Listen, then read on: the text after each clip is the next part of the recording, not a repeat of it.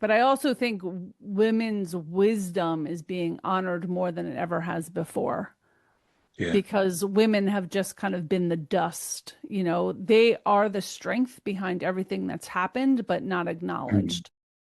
And now it's starting to all come out. Yeah, I And think that acknowledgement is balanced because I don't know, I've always been on that side where I've seen like I've always been a defender of women or because I was raised by women.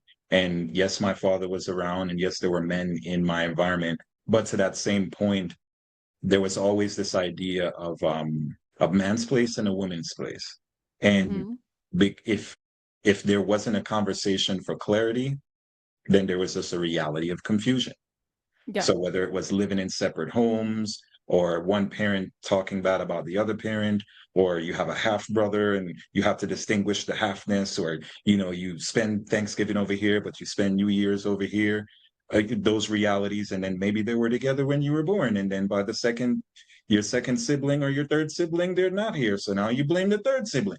There's all these Yeah. moving parts, I would say, and to your point, as I'm doing my best to kind of parallel conceptualize because you're right. There's a lot that women continue to societally and just generationally not get the honor and respect that they deserve.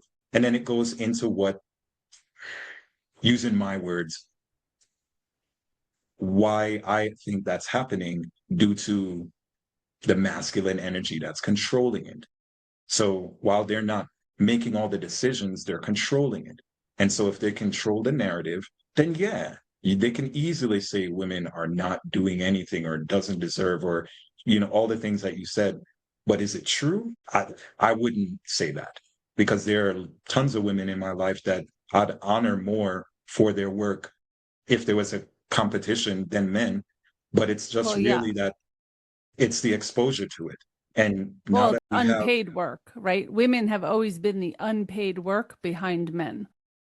Well, I So don't a look at the man pay. couldn't There's be no pay. successful if a woman didn't raise his children and keep his house and clean his laundry and right. Mhm. So that's what it's all been. It's been the unpaid work, I don't right? agree with Marriage unpaid. is I don't agree with that term.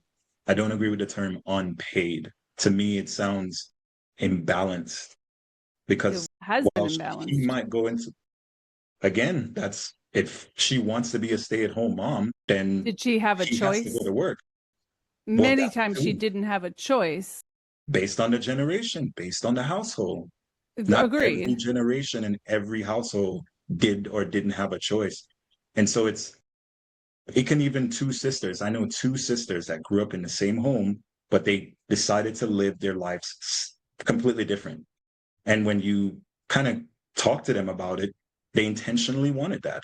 One wanted to be the stay at home mom, and one did not even want to be married at all. Did they both end up having kids? Yep. Yeah. Yeah. You know? I think there's choice now more than there Mhm. was when my parents were married in the 50s. Correct. Very, very different world. Yeah. Very different world. But even I was married in the 90s, but I was pressured to do so. But I wouldn't do it until I Mhm. finished my master's degree, Mhm. right? I chose to be educated, but I also have a sister that chose not to have kids and is very, very successful. Yeah. I'm one of five children and they all chose different paths, which is really interesting to see. Mhm. What do you think? What parts become more beautiful with time when we think about aging? So we mentioned generational experiences and things that carry over, but what parts of ourselves becomes more beautiful with time, do you think, as Well, age?